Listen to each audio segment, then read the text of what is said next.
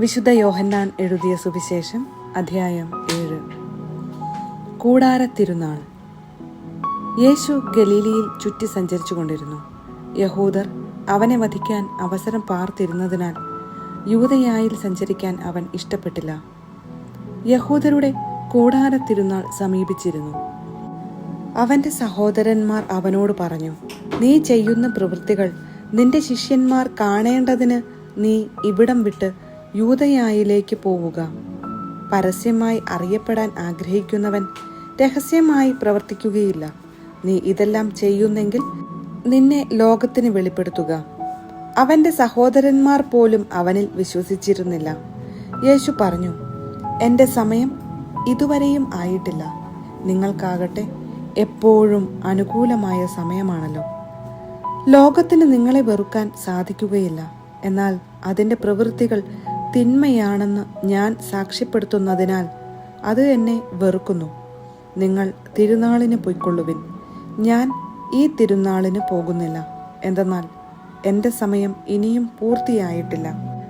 ഇപ്രകാരം പറഞ്ഞ് അവൻ ഗലീലിയിൽ തന്നെ താമസിച്ചു. എന്നാൽ അവൻ്റെ സഹോദരന്മാർ തിരുനാളിന് പോയതിനു ശേഷം അവനും പോയി, പരസ്യമായല്ല രഹസ്യമായി. അവൻ എവിടെ എന്ന് ചോദിച്ചുകൊണ്ട് തിരുനാളിൽ യഹൂദർ അവനെ അന്വേഷിച്ചു കൊണ്ടിരുന്നു. ആളുകൾ അവനെപ്പറ്റി രഹസ്യമായി പലതും പറഞ്ഞിരുന്നു. അവൻ ഒരു നല്ല മനുഷ്യനാണ് എന്ന് ചിലർ പറഞ്ഞു. അല്ല, അവൻ ജനങ്ങളെ വഴി പിഴപ്പിക്കുന്നു എന്ന് മറ്റു ചിലരും. എങ്കിലും യഹൂദരെ ഭയന്ന് ആരും അവനെപ്പറ്റി പരസ്യമായി ഒന്നും സംസാരിച്ചില്ല. യേശുവിൻ്റെ വിജ്ഞാനം. തിരുനാൾ പകുതിയായപ്പോൾ യേശു ദേവാലയത്തിൽ ചെന്ന് പഠിപ്പിച്ചു തുടങ്ങി.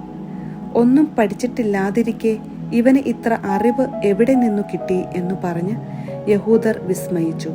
യേശു പറഞ്ഞു, എൻ്റെ പ്രബോധനം എൻ്റെ സ്വന്തമല്ല, എന്നെ അയച്ചവൻ്റേതത്രേ. അവിടുത്തെ ഇഷ്ടം നിറവേറ്റാൻ മനസ്സുള്ളവൻ ഈ പ്രബോധനം ദൈവത്തിൽ നിന്നുള്ളതോ അതോ ഞാൻ സ്വയം നൽകുന്നതോ എന്ന് മനസ്സിലാക്കും. സ്വമേധയാ സംസാരിക്കുന്നവൻ സ്വന്തം മഹത്വം അന്വേഷിക്കുന്നു. എന്നാൽ തന്നെ അയച്ചവൻ്റെ മഹത്വം അന്വേഷിക്കുന്നവൻ സത്യവാനാണ്. അവനിൽ അനീതിയില്ല. മോശ നിങ്ങൾക്ക് നിയമം നൽകിയില്ലേ? എന്നിട്ടും നിങ്ങളാരും നിയമം പാലിക്കുന്നില്ല. എന്തുകൊണ്ടാണ് നിങ്ങൾ എന്നെ കൊല്ലാൻ ആലോചിക്കുന്നത്? ജനങ്ങൾ പറഞ്ഞു, നിനക്ക് പിശാചുണ്ട്. ആരാണ് നിന്നെ കൊല്ലാൻ ആലോചിക്കുന്നത്? യേശു പ്രതിവചിച്ചു, ഞാൻ ഒരു പ്രവൃത്തി ചെയ്തു, അതിൽ നിങ്ങളെല്ലാവരും ആശ്ചര്യപ്പെടുന്നു. മോശ നിങ്ങൾക്ക് പരിച്ഛേദന നിയമം നൽകിയിരിക്കുന്നു. വാസ്തവത്തിൽ അത് മോശയിൽ നിന്നല്ല, പിതാക്കന്മാരിൽ നിന്നാണ്. അതനുസരിച്ച് സാബത്തിൽ ഒരുവന് നിങ്ങൾ പരിച്ഛേദനം നടത്തുന്നു. മോശയുടെ നിയമം ലംഘിക്കാതിരിക്കുന്നതിന് ഒരുവൻ സാബത്ത് ദിവസം പരിച്ഛേദനം സ്വീകരിക്കുന്നുവെങ്കിൽ സാബത്ത് ദിവസം ഒരു മനുഷ്യനെ ഞാൻ പൂർണ്ണമായി സുഖമാക്കിയതിന് നിങ്ങൾ എന്നോട് കോപിക്കുന്നുവോ? പുറമേ കാണുന്നതനുസരിച്ച് വിധിക്കാതെ നീതിയായി വിധിക്കുവിൻ. ഇവനാണോ ക്രിസ്തു? ജെറുസലേം നിവാസികളിൽ ചിലർ പറഞ്ഞു, ഇവനെയല്ലേ അവർ കൊല്ലാൻ അന്വേഷിക്കുന്നത്? എന്നാൽ ഇതാ ഇവൻ പരസ്യമായി സംസാരിക്കുന്നു. എന്നിട്ടും അവർ ഇവനോടൊന്നും പറയുന്നില്ല.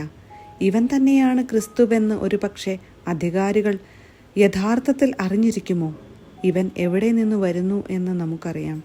എന്നാൽ ക്രിസ്തു വരുമ്പോൾ എവിടെ നിന്നാണ് വരുന്നതെന്ന് ആരും അറിയുകയില്ലല്ലോ. ദേവാലയത്തിൽ പഠിപ്പിച്ചു കൊണ്ടിരുന്നപ്പോൾ യേശു ഉച്ചത്തിൽ പറഞ്ഞു, ഞാൻ ആരാണെന്നും എവിടെ നിന്ന് വരുന്നുവെന്നും നിങ്ങൾക്കറിയാം. എന്നാൽ ഞാൻ സ്വമേധയാ വന്നവനല്ല, എന്നെ അയച്ചവൻ സത്യവാനാണ്. അവിടുത്തെ നിങ്ങൾക്ക് അറിഞ്ഞുകൂടാ, എനിക്ക് അവിടുത്തെ അറിയാം. എന്തെന്നാൽ ഞാൻ അവിടുത്തെ അടുക്കൽ നിന്ന് വരുന്നു. അവിടുന്നാണ് എന്നെ അയച്ചത്. അവനെ ബന്ധിക്കാൻ അവർ ശ്രമിച്ചു, എന്നാൽ ആർക്കും അവനെ പിടിക്കാൻ കഴിഞ്ഞില്ല. അവൻ്റെ സമയം ഇനിയും വന്നിരുന്നില്ല. ജനക്കൂട്ടത്തിൽ വളരെ പേർ അവനിൽ വിശ്വസിച്ചു. അവർ ചോദിച്ചു, ക്രിസ്തു വരുമ്പോൾ ഇവൻ പ്രവർത്തിച്ചതിലേറെ അടയാളങ്ങൾ പ്രവർത്തിക്കുമോ? വേർപാടിനെക്കുറിച്ച്. ജനക്കൂട്ടം അവനെക്കുറിച്ച് പിറുപിറുക്കുന്നത് ഫരിസേയർ കേട്ടു. പുരോഹിത പ്രമുഖന്മാരും ഫരിസേയരും അവനെ ബന്ധിക്കാൻ സേവകരെ അയച്ചു. യേശു പറഞ്ഞു, അല്പസമയം കൂടി ഞാൻ നിങ്ങളോട് കൂടെയുണ്ട്. അതിനുശേഷം ഞാൻ എന്നെ അയച്ചവൻ്റെ അടുത്തേക്ക് പോകും. നിങ്ങൾ എന്നെ അന്വേഷിക്കും, കണ്ടെത്തുകയില്ല. ഞാൻ ആയിരിക്കുന്നിടത്ത് വരാൻ നിങ്ങൾക്ക് സാധിക്കുകയില്ല. യഹൂദർ പരസ്പരം പറഞ്ഞു, നമുക്ക് കണ്ടെത്താൻ കഴിയാത്ത വിധം എവിടേക്കാണ് അവൻ പോവുക? ഗ്രീക്കുകാരുടെ ഇടയിൽ ചിതറിപ്പാർക്കുന്നവരുടെ അടുക്കൽ പോയി ഗ്രീക്കുകാരെ പഠിപ്പിക്കാനായിരിക്കുമോ? നിങ്ങൾ എന്നെ അന്വേഷിക്കും, കണ്ടെത്തുകയില്ല എന്നും ഞാൻ ആയിരിക്കുന്നിടത്ത് വരാൻ നിങ്ങൾക്ക് കഴിയുകയില്ല എന്നും അവൻ പറഞ്ഞ ഈ വചനം എന്താണ്? ജീവജലത്തിൻ്റെ അരുവികൾ. തിരുനാളിൻ്റെ അവസാനത്തെ മഹാദിനത്തിൽ യേശു എഴുന്നേറ്റ് നിന്ന് ശബ്ദമുയർത്തി പറഞ്ഞു, ആർക്കെങ്കിലും ദാഹിക്കുന്നെങ്കിൽ അവൻ എൻ്റെ അടുക്കൽ വന്ന് കുടിക്കട്ടെ. എന്നിൽ വിശ്വസിക്കുന്നവൻ്റെ ഹൃദയത്തിൽ നിന്ന് വിശുദ്ധ ലിഖിതം പ്രസ്താവിക്കുന്നത് പോലെ ജീവജലത്തിൻ്റെ അരുവികൾ ഒഴുകും. അവൻ ഇത് പറഞ്ഞത് തന്നിൽ വിശ്വസിക്കുന്നവർ സ്വീകരിക്കാനിരിക്കുന്ന ആത്മാവിനെ പറ്റിയാണ്. അതുവരെയും ആത്മാവ് നൽകപ്പെട്ടിട്ടില്ലായിരുന്നു. എന്തെന്നാൽ യേശു അതുവരെയും മഹത്വീകരിക്കപ്പെട്ടിരുന്നില്ല. അധികാരികളുടെ അവിശ്വാസം. ഈ വാക്കുകൾ കേട്ടപ്പോൾ ഇവൻ യഥാർത്ഥത്തിൽ പ്രവാചകനാണ് എന്ന് ചിലർ പറഞ്ഞു. മറ്റു ചിലർ പറഞ്ഞു, ഇവൻ ക്രിസ്തുവാണ്. എന്നാൽ വേറെ ചിലർ ചോദിച്ചു, ക്രിസ്തു ഗലീലയിൽ നിന്നാണോ വരിക? ക്രിസ്തു ദാവീദിൻ്റെ സന്താന പരമ്പരയിൽ നിന്നാണെന്നും ദാവീദിൻ്റെ ഗ്രാമമായ ബത്ലഹേമിൽ നിന്ന് അവൻ വരുമെന്നുമല്ലേ വിശുദ്ധ ലിഖിതം പറയുന്നത്?